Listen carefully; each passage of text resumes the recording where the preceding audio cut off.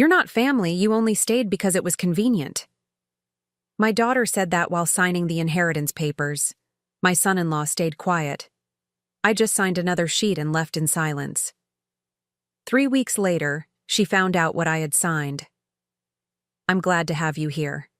Follow my story until the end and comment the city you're watching from so I can see how far my story has reached. The rain tapped against my windshield as I pulled into the law office parking lot. My arthritic hands gripped the steering wheel, tighter than necessary, partly from the pain, partly from the anxiety gnawing at my stomach. I didn't know why Indy had called me to sign these papers today, but her tone left no room for questions. Just be there at 3, Mom. Don't be late. These papers need your signature. I turned off the engine and sat there, watching raindrops race down the glass. At 65, I'd thought I was past the stage of feeling like a scolded child. Apparently, not. Inside, the receptionist barely looked up as I shook the rain from my umbrella. They're waiting for you in conference room B, she said, not bothering with pleasantries. The hallway seemed longer than it should have been, each step forward carrying the weight of something final. I'd been feeling it for months now. The subtle shift in how Indy looked at me, the way conversations stopped when I entered rooms, the whispered discussions between her and Lance. I knocked softly before entering. They were both there, Indy in her crisp navy suit, Lance beside her, his attention fixed on a stack of papers. Neither stood when I entered. You're 5 minutes late, Indy said, not looking up from her phone. I'm sorry, the rain... It's fine. Just sit down. We have things to do after this. I settled into the hard-backed chair across from them, placing my worn purse on my lap. For a moment, the only sound was the shuffling of papers as Lance arranged them in front of me. These are the final distribution papers for Dad's estate, Indy explained, her voice clinical. We've already gone through everything. This is just a formality to transfer the remaining assets. I nodded, though I knew there was more to it. After losing Harold 4 years ago, I'd moved in with Indy and Lance to help with little Mason. What started as a grandmother's love, making breakfast, handling school pickups, reading bedtime stories, had slowly morphed into something else. I'd become the live-in help, convenient, but not quite family. Lance slid the papers toward me. Sign where the tabs are, he said, his voice flat. It was the most he'd spoken to me in weeks. As I reached for the pen, my hand trembled slightly. What exactly am I signing away? I asked, my voice softer than intended. Indy sighed, the exasperated sound I'd grown too familiar with. Mom, it's just formalities. Everything Dad left for both of us. The house, the accounts, his investments. We've been over this. I hadn't been over anything. Since Harold's death, financial discussions happened without me, behind closed doors. But I nodded anyway and began signing. I'm glad this is finally getting settled, Lance said to Indy, as if I weren't there. We can move forward with the renovations next month. Renovations?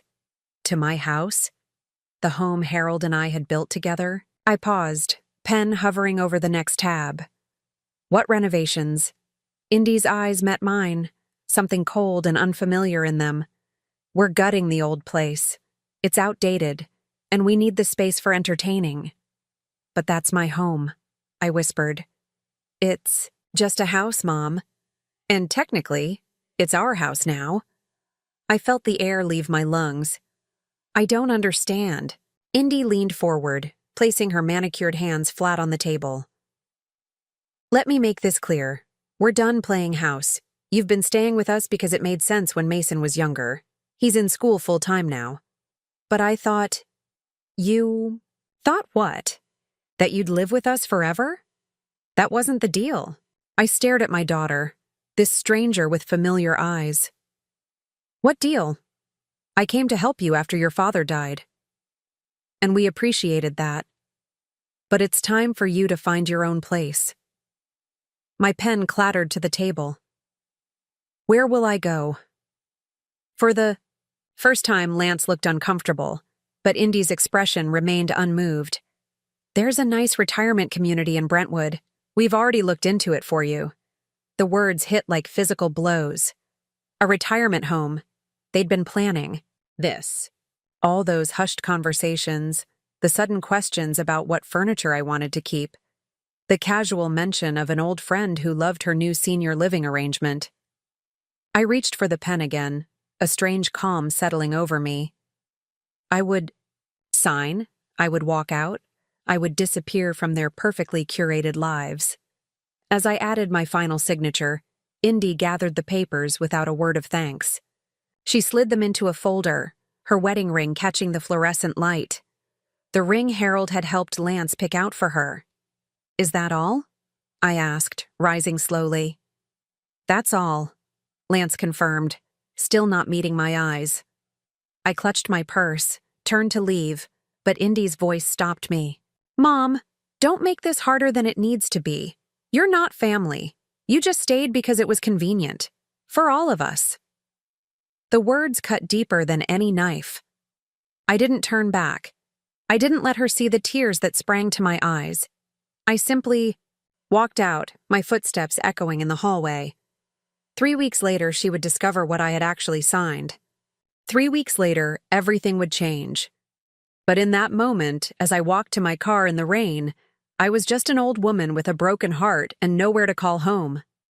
My small motel room felt simultaneously claustrophobic and too empty as I unpacked the single suitcase of belongings Indy had deemed mine.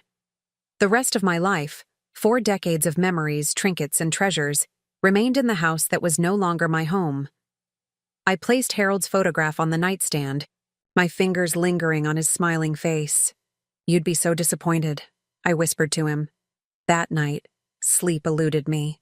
Every time I closed my eyes, memories flooded in, not as gentle waves but as a crushing tsunami. I remembered Indy as a little girl, her front teeth missing, rushing to show me her spelling test with the gold star. I remembered her high school graduation, how proud Harold and I had been as she gave her valedictorian speech. I remembered her wedding day, how Harold had whispered, "We did good, Rhonda," as we watched her dance with Lance. And then came Harold's diagnosis. Pancreatic cancer. 6 months, the doctor said. He lived for 8, fighting with everything he had.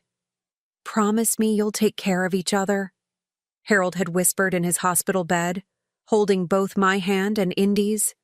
We'd both nodded, tears streaming down our faces. A promise I had kept, a promise she had discarded. When Harold died, Indy was pregnant with Mason. She and Lance had just bought their new house, their careers were taking off, and they were overwhelmed. It seemed natural when they suggested I move in to help with the baby. "Just until we get our footing, Mom," Indy had said. "It would mean everything to us." I sold my little condo without hesitation. What did I need it for? My family needed me. The first year with Mason was a blur of midnight feedings, first smiles, and the pure joy of watching a new life unfold. Indy went back to work, and I settled into a routine with my grandson. We became a team, Mason and I. But as the years passed, something shifted. Indy's requests became demands. Lance's gratitude turned to expectation. The guest room became Rhonda's room, not Mom's or Grandma's. "Could you have dinner ready by 7? The Brightons are coming over. Mason needs to be picked up early from school today. One of us will be home by 8. We've got that charity event tonight. You don't mind handling bedtime again, do you?" I didn't mind. Not really. I loved Mason, loved being part of his life. But slowly, invisibly, I was being erased. From mother to nanny, from family to staff. There was the Christmas party when I overheard Indy introducing me to her colleagues. "This is Rhonda, she helps us with Mason." Not my mother. That stung. Then came Mason's school events, where Indy would arrive late, take over with a bright smile, graciously thanking me for filling in as if I were hired help, not his grandmother. The morning light was creeping through, The thin motel curtains before I finally drifted off, exhaustion overcoming heartache. I woke to a pounding on my door. Disoriented, I fumbled for my glasses and checked the time. 10:37 a.m. I never slept this late. Mrs. Keller? You need to check out by 11 if you're staying another night. A gruff voice called through the door. Yes, thank you. I'll be down shortly, I called back, my voice scratchy from crying and lack of sleep. I dressed slowly, my joints protesting more than usual, age or heartbreak. It was hard to tell the difference sometimes. As I gathered my meager toiletries from the bathroom, my phone rang. Indy's name flashed on the screen. My heart leaped traitorously. Had she changed her mind? Was she calling? To apologize? I answered, trying to keep the hope from my voice. Hello? Mom, where are you? Her tone was all business. At the Gateway Motel on Lexington. A motel? Good grief. Why didn't you go to Aunt Patricia's? Patricia lived 3 hours away and hadn't spoken to me since Harold's funeral, when she accused me of monopolizing the sympathy. Indy knew this. I needed somewhere close, I said simply. Whatever. Listen, I need Mason's vaccination records for camp. Where did you put them? Not, how are you? Not, are you okay? Just another demand. In the filing cabinet in the study. Third drawer, blue folder. Great, thanks. She paused. So, have you thought about Brentwood Acres? They have an opening next month, the retirement home, as if I had been considering it rather than having it thrust upon me. I don't think Brentwood is for me, I said, surprising myself with the firmness in my voice. Mom, don't be difficult. It's a nice place. They have activities and people your age. I said no, Indy. A sharp exhale. Fine, but you need to figure something out. Lance's mother wants to use the guest room when she visits next month. Of course, the other grandmother, the one who sent expensive gifts and took lavish vacations with Indy and Lance, but rarely spent actual time with Mason. I understand, I replied, though I didn't. I couldn't understand how my daughter had become this person. Good. I'll let you know when we're moving your things out. She hung up before I could respond. I stared at the phone, a strange sense of clarity washing over me. This call, so cold and transactional, crystallized everything I had been feeling, but couldn't articulate. For years, I had been making excuses for Indy's behavior. She was stressed. She was ambitious. She had so much on her plate. But the truth was simpler and more painful. She simply didn't value me anymore. I sat on the edge of the motel bed, Harold's photograph in my hands. I kept my promise, I told him. I took care of her, but she's not taking care of me. My eyes fell on my battered leather purse, where the copy of yesterday's paperwork sat. The documents I had signed so obediently. The papers I had subtly altered with a single checked box before signing. A small act of self-preservation that Indy and Lance, in their rush and arrogance, had missed completely. In 3 weeks, when the processing was complete, they would discover what I had done. Not out of malice, but out of necessity. The property in Cape Cod that Harold had left solely to me, our secret sanctuary, would remain mine, not part of the estate they so eagerly divided. It wasn't a fortune, but it was something. It was mine. And for the first time in years, I allowed myself to think not about what Indy needed, but what I needed. I reached for my phone again, this time calling a number I hadn't used in years. Hello, Martin. It's Rhonda Keller. I need your legal advice. Martin. Goldstein's office smelled of old books and coffee. At 72, he was semi-retired, but he'd been Harold's friend for 40 years and our family lawyer for nearly as long. His eyebrows rose as he reviewed the documents I'd brought. Rhonda, you checked box 14C. He looked at me over his reading. Glasses. Did you understand what you were doing? I nodded, smoothing my skirt with trembling hands. I did. and they didn't notice? They didn't even look. Lance just told me where to sign. Martin leaned back in his chair, a smile playing at the corners of his mouth. Harold would have appreciated the irony. He was right. Harold had always admired quiet strength, the kind that didn't announce itself. In our 43 years of marriage, I'd seen him outmaneuver countless aggressive businessmen with nothing more than patience and attention to detail. "Tell me about the property again," I asked, though I knew the story by heart. I just wanted to hear it from someone who remembered Harold kindly. Martin's eyes softened. 4 years ago, just after his diagnosis, Harold came to see me. He wanted to protect you. Ensure you'd always have a place that was yours alone. He tapped the folder. The Cape Cod house was his gift to you. He specifically arranged for it to remain separate from the family estate. The Cape Cod house. Our little sanctuary by the sea. We'd purchased it for a song 30 years ago when the area was still undeveloped. Harold had seen the potential in the weathered little cottage with its unobstructed ocean view. Over the years, we'd renovated it bit by bit, turning it into our personal paradise. "The property has tripled in value since you bought it," Martin continued. "Conservative estimate puts it at about $2.8 million now," I gasped. "That much? That? Area has exploded in the last decade. Plus, Harold made some smart investments with the rental income. There's a sizable account attached to the property." A strange sensation washed over me. Not quite joy, not quite vindication, but something in between. For years, Indy and Lance had treated me as financially dependent on them, conveniently forgetting that I had supported them countless times. "When will they find out?" I asked. 3 weeks, give or take. When the estate finalization goes through, they'll realize the Cape Cod property wasn't included. Martin paused. "Rhonda, they're going to be angry."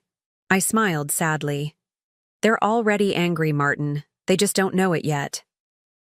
The next day, I checked out of the motel. Martin had insisted I stay in his guest house until I figured out my next steps. "Marjorie would have my head if she knew I let you stay in that flea trap," he'd said, referring to his late wife. The guest house was a charming little cottage behind his main home, with a small garden and enough privacy to think clearly. For the first time in days, I spent the morning calling the few friends I'd managed to maintain despite Indy's subtle disapproval. Most were shocked to hear what had happened. "But why would they do that?" my friend Dorothy kept asking. "After everything you've done for them." I had no answer. Or rather, I had too many. Greed. Entitlement. The slow poison of taking someone for granted until they become invisible. On the 3rd day at Martin's, I found myself sorting through the single suitcase of belongings I'd managed to take with me.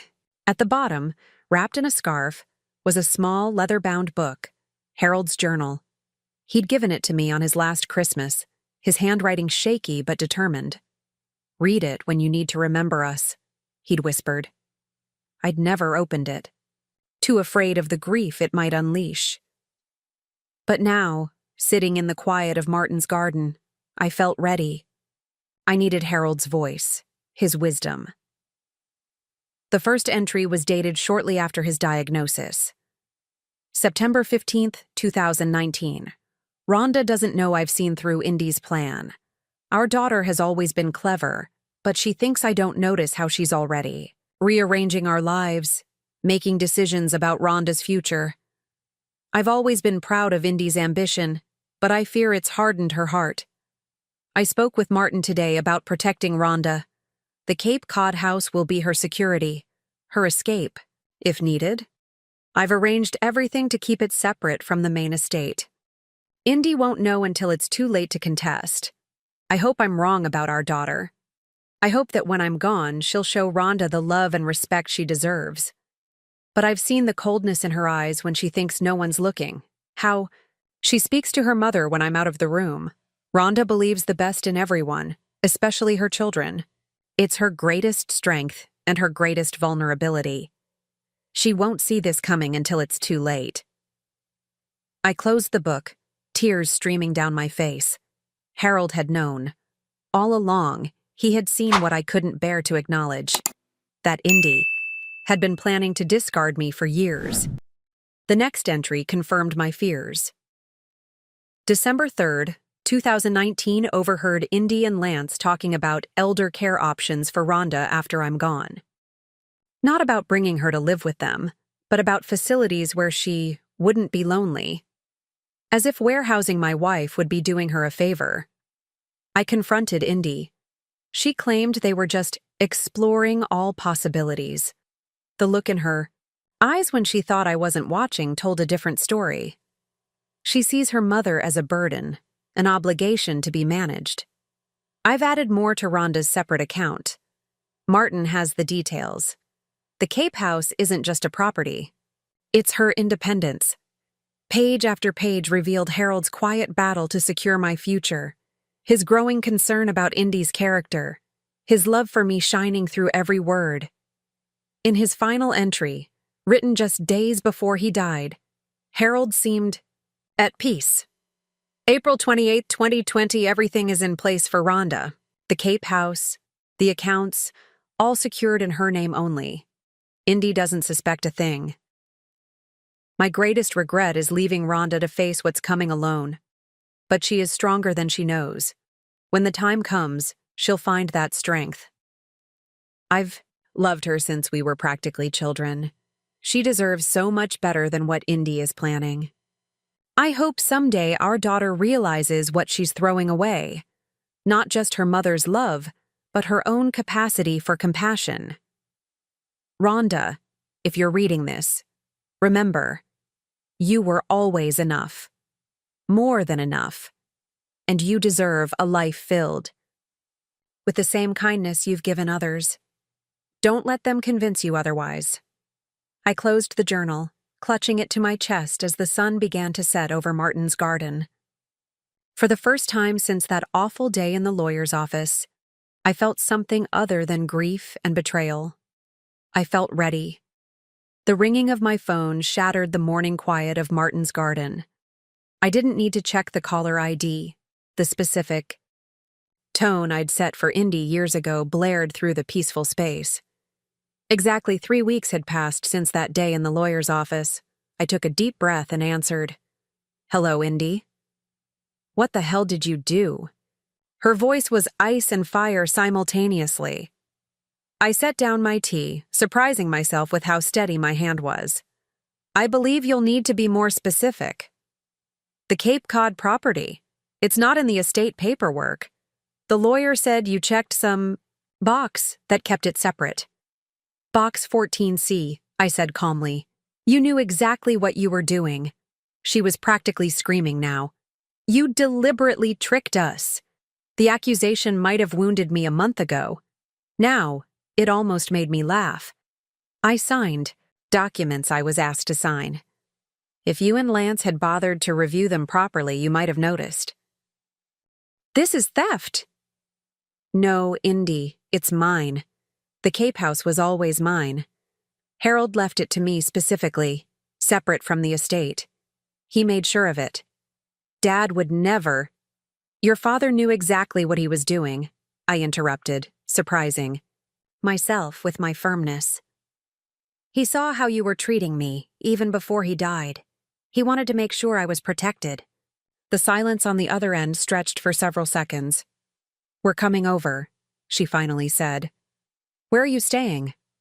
I hesitated. Part of me wanted to refuse, to keep my sanctuary private. But another part, perhaps the stronger part, wanted to face her, to stand my ground. "I'm at Martin Goldstein's guest house." "The old lawyer? Why would you—" "Never mind. We'll be there in an hour." The call ended abruptly. I sat motionless for several minutes, processing what had just happened and what was about to happen. Then I called Martin. "They're on their way," I told him. "Just Indy and Lance, I think." "Do you want me to be there?" he asked, concern evident in his voice. "No. I need to do this myself."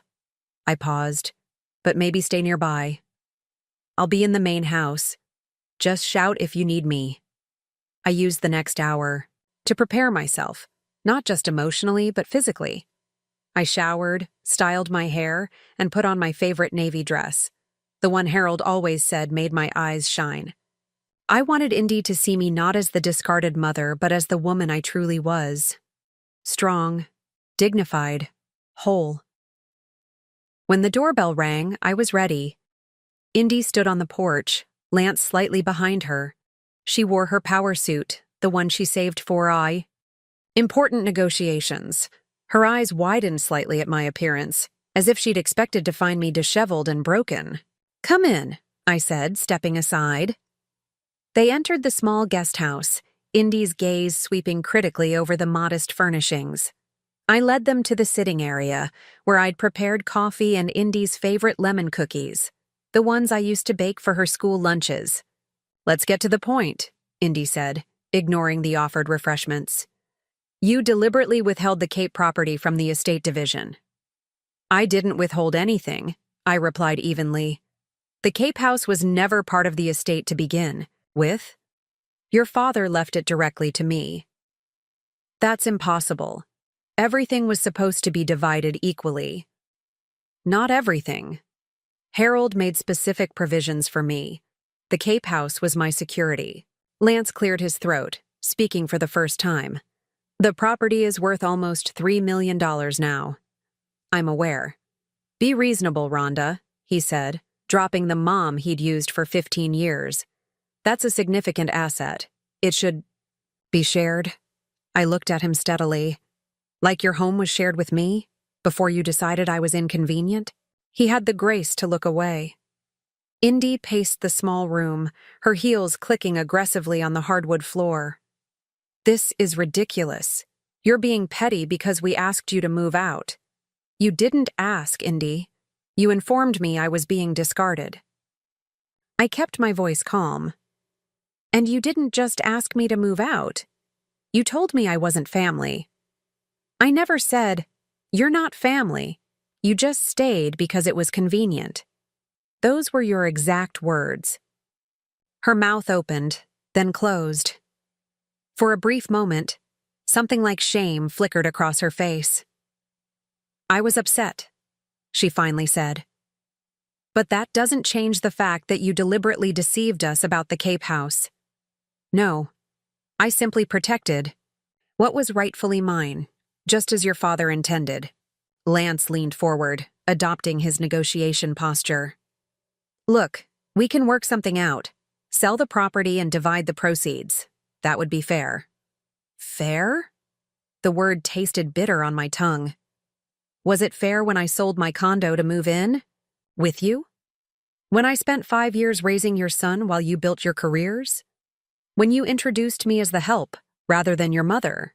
Lance had the decency to look uncomfortable, but Indy's expression hardened. "Always the martyr," she snapped. "No one forced you to help with Mason."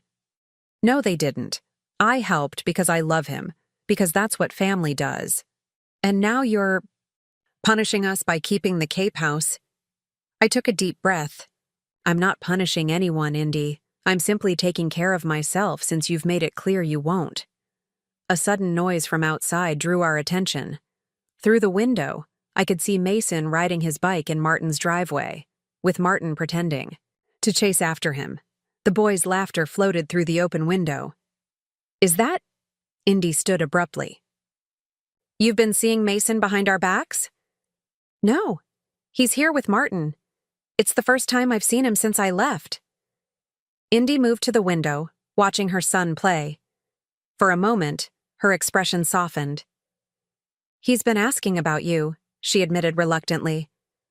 "Wants to know when Grandma's coming home." The words pierced my heart. "What did you tell him?"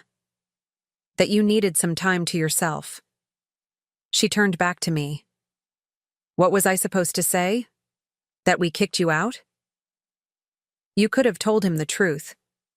That you decided I wasn't needed anymore." Lance stood, joining Indy at the window. "Look, this is getting us nowhere. The fact is, we need to resolve the property issue." I squared my shoulders. "There is nothing to resolve. The Cape house is mine. Your father ensured that." We could contest it, Indy threatened. Take it to court. You could try, I agreed. But Martin has all the documentation showing it was Harold's explicit wish. Plus, you signed the papers too, Indy. Her face flushed with anger. This isn't over. Actually, it is. I stood, signaling the end of our conversation. I've given you both 15 years of unwavering support. I've loved your son as my own. I never complained, never asked for recognition, and when you decided I was disposable, I left without a fight. I walked to the door and opened it. The Cape House is non-negotiable. It's my home now, my sanctuary, just as Harold intended. Indy stared at me, her expression a mixture of rage and something else, perhaps respect or simply surprise at my newfound backbone. Mason misses you, she said abruptly. He cries at night. The words were like a knife to my heart, but I refused to be manipulated. He's welcome to visit me.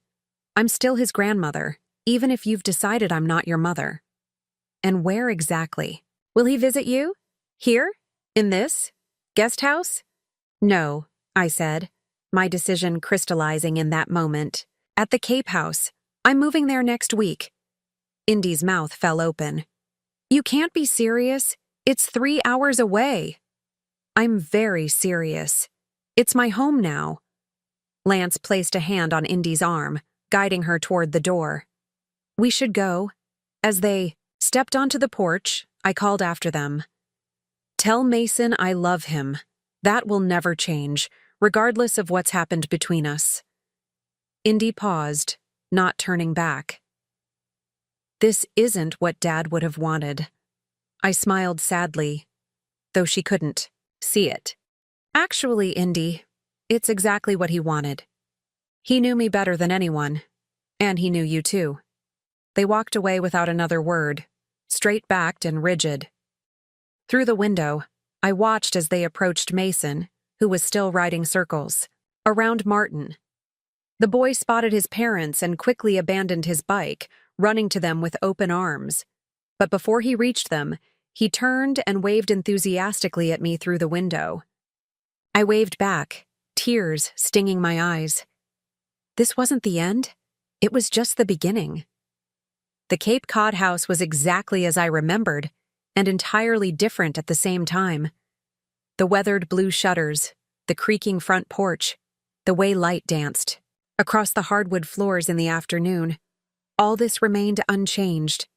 But now, without Harold's booming laugh filling the rooms or his reading glasses perpetually misplaced on various surfaces, the house felt both hollow and full of possibilities. It had been 2 weeks since I'd moved in.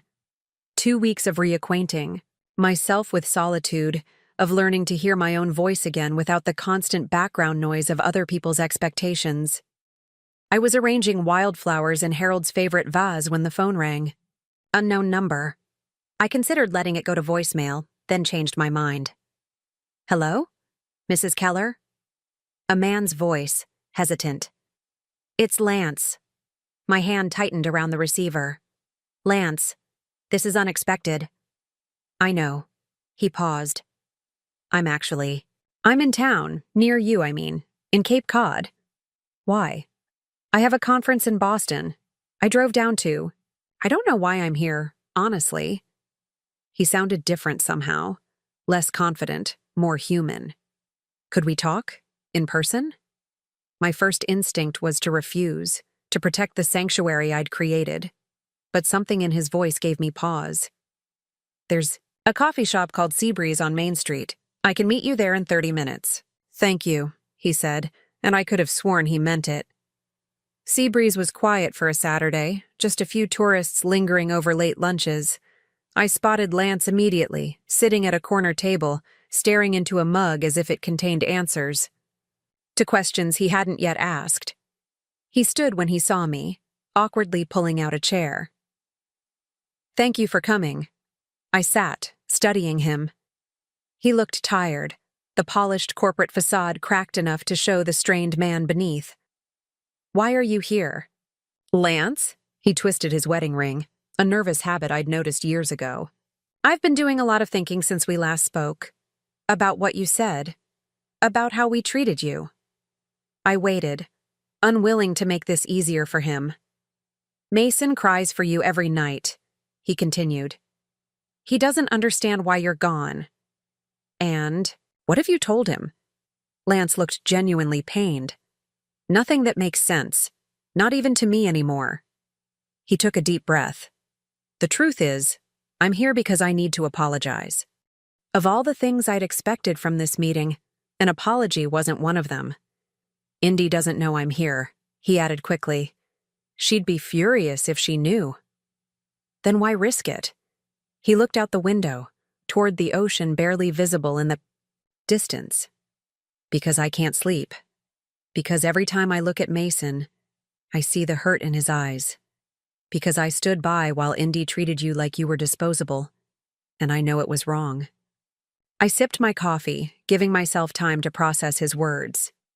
It wasn't just Indy, Lance. You were complicit. He nodded, accepting the accusation.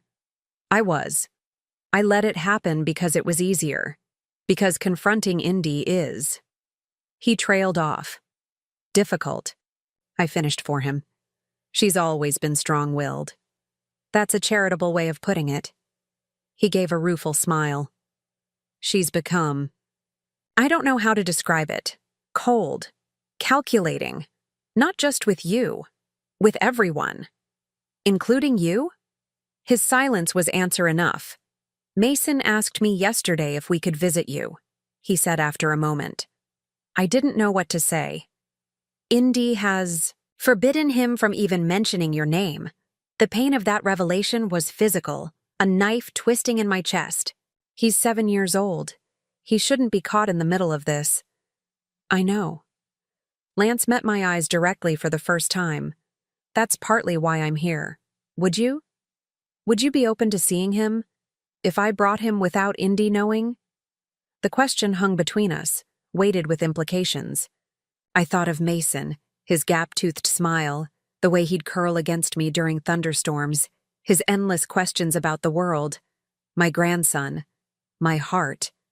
Yes, I said simply. I would like that very much. Relief washed over Lance's face.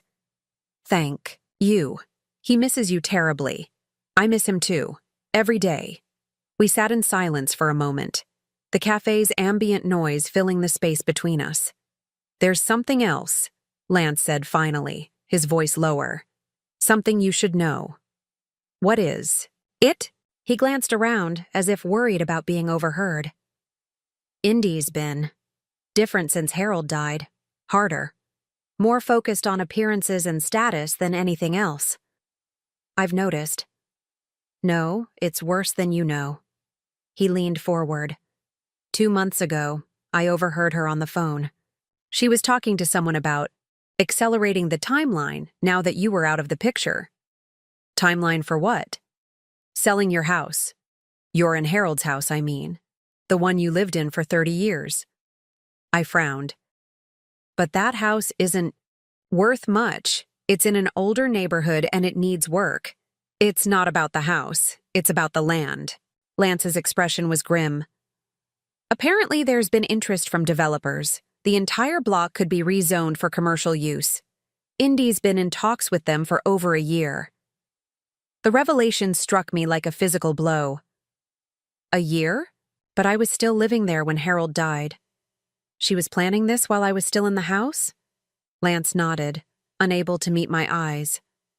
That's why she was so eager to get you into a retirement home.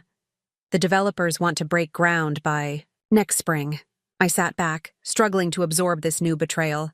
Not just discarded, but deliberately removed so Indy could profit from selling my home. The home where she'd grown up, where every doorframe was marked with her height through the years, where Harold and I had built our life together. I'm sorry, Lance said quietly. I should have told you sooner. I didn't know how. Why tell me now? He looked troubled. Because it's wrong. Because Mason found the photo albums you'd stored in the attic, the ones with all the family pictures in the trash last week. Indy had thrown them away. His voice broke slightly. He was crying, trying to pull them out, And she just told him they were garbage, that we needed to declutter before the move. I closed my eyes, imagining Mason's confusion and distress. When I opened them again, Lance was watching me with something like respect. "You're stronger than all of us, Rhonda. You always have been. I see that now." "Not stronger, just older. I've had more practice at survival." He smiled sadly. "Would next Saturday work? For bringing Mason?" I could tell Indy I'm taking him fishing. I nodded, surprising myself with the surge of joy that rose in my chest. Yes, Saturday would be perfect. As we parted outside the cafe, Lance hesitated, then said, "Harold would be proud of you, standing your ground, finding your voice." The unexpected kindness brought tears to my eyes. "Thank you for saying that." I watched him walk away. This man, I'd thought I knew. This person who was slowly revealing himself to be more complex than I'd realized. Not a hero, certainly not blameless, but perhaps not entirely a villain either. On the drive home, I found myself wondering about second chances. Not for Indy, some wounds cut too deep for easy healing, but for the fractured pieces of family that remained. For Mason, for myself. Perhaps even, in some limited way, for Lance. The horizon stretched before me, endless and blue, as I turned onto the coastal road that led to my house. My house, my life, my terms. For the first time in years, I felt the stirrings of genuine hope. Saturday morning dawned clear and bright, the kind of September day that feels caught between seasons. Summer's warmth lingering in the air while autumn's crispness waits just around the corner.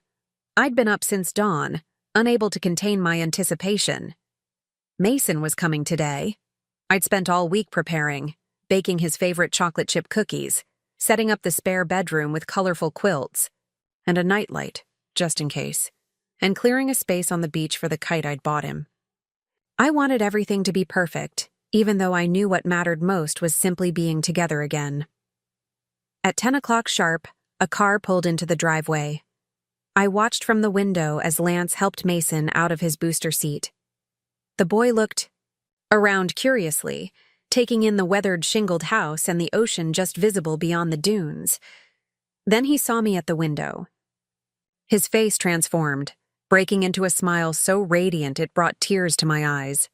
He broke free from Lance's hand and ran full tilt toward the porch, nearly stumbling in his haste.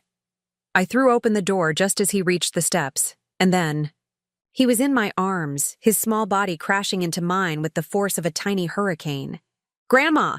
Grandma! You're here!" I held him tight, breathing in the familiar scent of his hair, still baby sweet at 7, mixed with the faint traces of the citrus shampoo he'd always insisted on. "I'm here, sweetheart. I've missed you so much." "I missed you too," Mom said. "You went away, but I knew you wouldn't leave without saying goodbye." My heart clenched at the innocent faith in his words. Over Mason's shoulder, I met Lance's eyes. He stood awkwardly by the car, hands in his pockets, worry etched across his face. I beckoned him closer. "Come in, both of you." The morning passed in a blur of joy. Mason explored every corner of the house, exclaiming over the shells I'd collected. The view from the upstairs window, the wooden sailboat Harold had carved years ago. He chattered endlessly, filling me in on everything I'd missed. His loose tooth, the science project he'd won an award for, the new friend at school who could do perfect cartwheels. Lance stayed mostly quiet, watching us with a complicated expression. When Mason ran outside to fly his new kite, Lance finally spoke. "I haven't seen him this happy in months." I nodded, watching through the window as Mason's kite caught the wind, soaring high above the dunes. Children are resilient, but they notice more than we give them credit for. "Indy's pushing for private school next year," Lance said suddenly. "In Connecticut, it would mean boarding during the week." "Boarding? At 8 years old?" I couldn't hide my shock. "That's awfully young." "I know. I've tried to talk her out of it, but she's convinced it's the best way to ensure his competitive edge. He made air quotes around the words, his distaste evident. We fell silent, both watching Mason as he ran along the beach, the kite dancing above him. I've been thinking about what you said, Lance continued after a moment. About how we treated you. About the kind of family we've become. He took a deep breath. I'm not proud of the role I played. Why did you let it happen? I asked quietly. It was the question that had haunted me for years. He considered his answer carefully. At first, it was easier to go along with Indy, to convince myself she knew best. Then it became habit, and after a while. He shook his head. After a while, I think I was afraid of her.